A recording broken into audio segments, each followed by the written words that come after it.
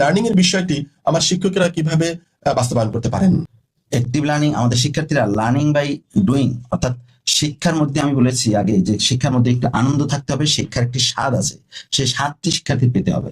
শুধু মুখস্থ বিদ্যা নয়, মুখস্থ বিদ্যা আমাদের প্রয়োজন আছে, কিন্তু শুধু মুখস্থ নয়, এটি বুঝতে হবে, এটি কাজ করার মধ্য দিয়ে শিখতে হবে। অ্যাসাইনমেন্ট দেই, একটি প্রজেক্ট দেই, তাদের যদি গ্রুপ ওয়ার্ক দেই, তাদের কোনো একটা মানে সমস্যা দিয়ে তাদেরকে কাজ করতে দেই, তাদের দ্বৈত কাজ দেই, তাহলে এগুলোর মধ্য দিয়ে তারা আনন্দ পাবে এবং তাদের অ্যাক্টিভিটিটা পার্টিসিপেটারি হবে এবং এর মধ্যে তার শিক্ষণটা স্থায়ী হবে এবং সেই সাথে তারা পাঠে টিকে থাকবে। শিক্ষার্থীদের মানসিক স্বাস্থ্য উন্নয়নে কি ভূমিকা পালন করতে পারে স্যার?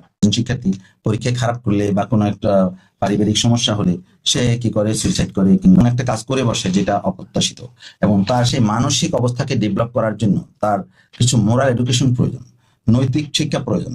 আমাদের শিক্ষার উদ্দেশ্য হচ্ছে শারীরিক, মানসিক, তারপর নৈতিক, আধ্যাত্মিক বিকাশ সাধন।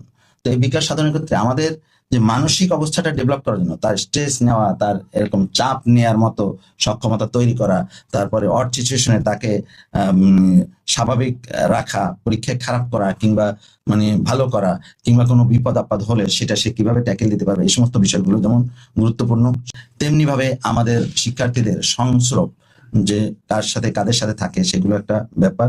সেই সাথে আরেকটি ব্যাপার আছে, সে সারাদিনে কি কাজ করে, তার সে সুস্থভাবে চিন্তা করার জন্য, কাজ করার জন্য তার পরিবেশ আছে কি, করে কিনা।